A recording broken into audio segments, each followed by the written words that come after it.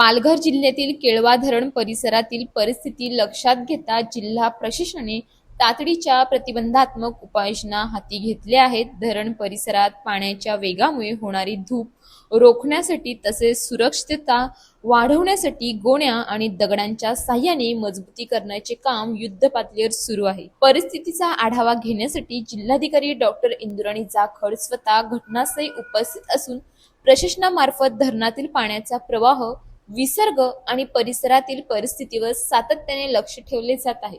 पाण्याचा प्रवाह आणखी वाढल्यास अतिरिक्त सुरक्षा उपाययोजना आणि आपत्कालीन व्यवस्था तात्काळ कार्यान्वित करण्यात येणार असल्याची माहिती प्रशासनाने दिली आहे. संभाव्य धोक्याचा विचार करून प्रभावित क्षेत्रातील 8 गावांची ओळख करण्यात आली असून त्यापैकी 4 गावे अतिसंवेदनशील घोषित करण्यात आली आहेत. या गावांमध्ये सुमारे 130 कुटुंबे वास्तव्यास असून त्यापैकी 65 कुटुंबांचे सुरक्षित स्थळी स्थलांतर पूर्ण करण्यात आले आहे.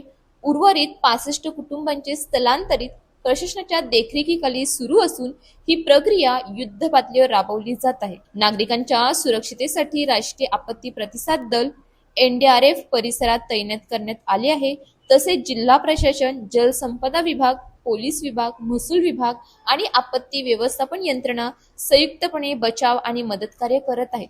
परिस्थितीनुसार आवश्यक ती सर्व पावले उचलण्यात येत असून कोणत्याही आपत्कालीन परिस्थितीला सामोरे जाण्यासाठी प्रशासन सज्ज असल्याचे सांगण्यात आले आहे. प्रशासनाकडून नागरिकांना अफवांवर विश्वास न ठेवता केवळ अधिकृत सूचनांचे पालन करण्याचे आवाहन करण्यात आले आहे. विशिष्ट धरण परिसर, नदीकाठ आणि पाण्याचा प्रवाह असलेल्या भागात जाणे टाळावे. तसेच स्थलांतराबाबत प्रशासनाकडून मिळणाऱ्या सूचनांना सहकार्य करावे असेही प्रशासनाने स्पष्ट केले आहे.